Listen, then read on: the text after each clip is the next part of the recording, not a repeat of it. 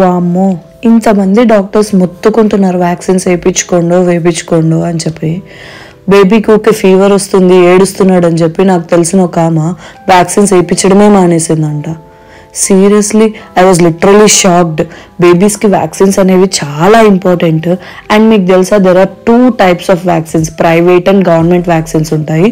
70% of the baby vaccines మనకి anganwadi are government హాస్పిటల్స్లో దొరికేస్తాయి. వెరాస్ కొన్ని మనకి ప్రైవేట్ హాస్పిటల్లో దొరకవు. నేను ఇక్కడ యాడ్ చేసిన 2 pictures ఏవైతే ఉన్నాయో ఇవి కంప్లీట్లీ రా పిక్చర్స్. ఏవైతే మా ఎన్జోకి వేపించామో అవే. పెన్తో టిక్ చేసిన మార్క్స్ వచ్చేసి మనకి గవర్నమెంట్ హాస్పిటల్లో అవైలబుల్గా ఉండవు. ఇవి పే చేసి మనం ప్రైవేట్ హాస్పిటల్లో వేపించుకోవాల్సి వస్తుంది. సో ఈ రెండింటికి డిఫరెన్స్ చెప్తాను. What's the difference between private and government hospitals? First, government hospital vaccines ఇవి కొంచెం పెయిన్ఫుల్గా ఉంటాయి, ఎఫెక్టివ్గా పనిచేస్తాయి. అండ్ ఫీవర్ అండ్ స్వెల్లింగ్ ఎక్కువ ఉంటుంది. అంటే ఎక్కడైతే ఇంజెక్షన్ వేస్తారో అక్కడ చాలా వాపు రావడము, పిల్లలు బాగా ఎక్కువ సఫర్ అవుతారు. ఈజీగా 2-3 days ఫీవర్ వస్తుంది. కానీ ప్రైవేట్ వ్యాక్సిన్స్ వచ్చేసరికి పెయిన్ తక్కువ ఉంటుంది, సేమ్ ఎఫెక్టివ్గా పనిచేస్తాయి, స్వెల్లింగ్ అండ్ ఫీవర్ తక్కువ ఉంటుంది.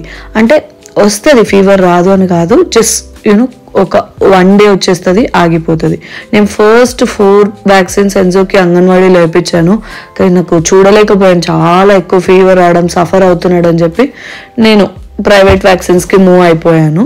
సో ఇది నేను ప్రైజెస్ లిస్ట్ కూడా మెన్షన్ చేశాను. ప్రైవేట్ వ్యాక్సిన్స్ ఏవి ఎంత కాస్ట్, అప్రాక్సిమేట్ కాస్ట్ ఇవి హాస్పిటల్ బేస్ చేసుకొని కొంచెం అటు ఇటు చేంజ్ అవుతాయి. పిల్లలు ఫస్ట్ ఏడుస్తారు వ్యాక్సిన్ అంటే, కానీ వాళ్ళకి మంచిది అని చెప్పినప్పుడు కష్టమైనా సరే మనం దగ్గరుండి వేయించాలి, అలవాటు చేయాలి. సో దట్ వాళ్ళు కూడా దానికి హ్యాబిచేట్ అవుతారు. రేపు పెద్దను కూడా ఓకే ఇంజెక్షన్ కొద్దిసేపు పెయిన్ఫుల్ ఉంటుందని హ్యాబిచేట్ అవుతారు.